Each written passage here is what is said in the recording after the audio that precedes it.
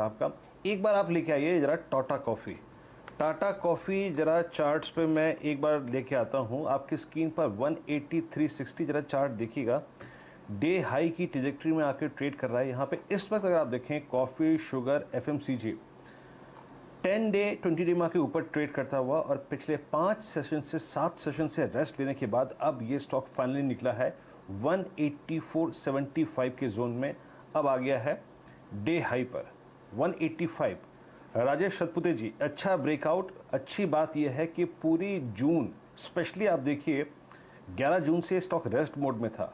185 के ऊपर क्या 191 192 का स्विंग पॉसिबल लग रहा है आपको यहाँ पर? विरेंद्र, बिल्कुल सही कहा आपने।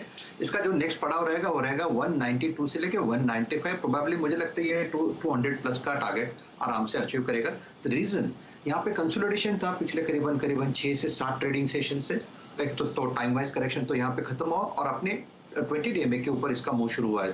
सो 184 185 में बाय करें। 180 का स्टॉप लॉस, जैसे आपने कहा 192 195 पहला पड़ाव। बहुत ही बढ़िया काउंटर चुना है यहाँ पर वीरेंद्र जी। और सतपुते साहब हमारे साथ जुड़े हुए हैं, प्रकाश दीवान जी।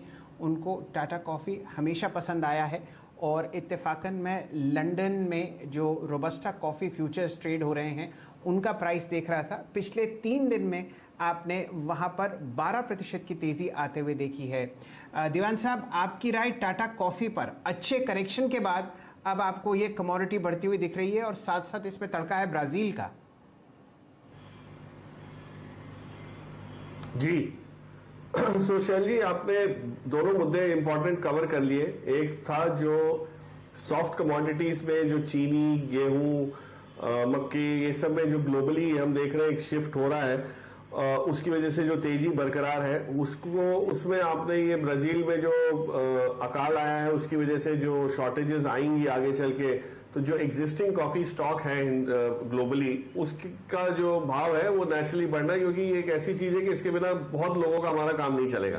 तो मतलब कॉफी पीने की आदत तो आपको पड़ी है, शायद आप महंगा हो जाए, पेट्रोल तो गाड़ी नहीं घुमाएंगे, लेकिन कॉफी पीना बंद करें ये मुश्किल हो जाता है कईयों के लिए। तो coffee as a commodity has a very high level of demand salience, मतलब डिमांड इसकी बनी रहती है, चाहे भाव ज्यादा भी हो जाए तो खर्चा होगा ही ज्यादा।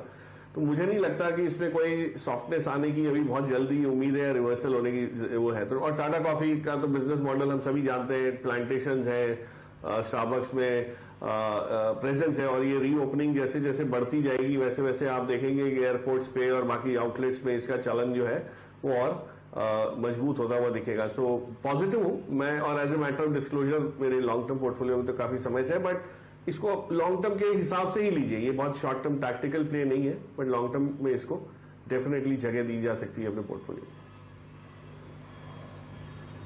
एक बात और इंटरेस्टिंग ये हुई यहाँ पर दीवान साहब कि आपने स्टॉक को जब हाईएस्ट लेवल लगाते देखा 193 का, वहाँ से एक बहुत बढ़िया आपने करेक्शन देखा 170 तक, और अब पिछले एक आध दिन में यहाँ पर आपको चाल आती हुई दिख रही है। और जैसा कि दीवान साहब आपको चेता रहे ही हैं कि यहाँ पर आप लंबी अवधि के लिए इसको अपने पोर्टफोलियो में रखें। यहाँ पर शॉर्ट टर्म मूवमेंट जो हम लोगों ने पकड़ा है वो सिर्फ फ्यूचर्स के मूव पर है, और वो भी कॉफ़ी फ्यूचर्स, और वो भी विदेशी बाज़ारों में। वैसे वीरेंद्र जी, अगर आप वॉल्यूम देखें टाटा कॉफ़ी में तो आपको दिखेगा कि लगभग आपके सामने ट्रेड हो चुके हैं लगभग 35 लाख शेयर, और ये 2 गुना है अपने 5 दिन की एवरेज पर जो कि 17 लाख है। इस काउंटर को हम लोग ध्यान में रखेंगे।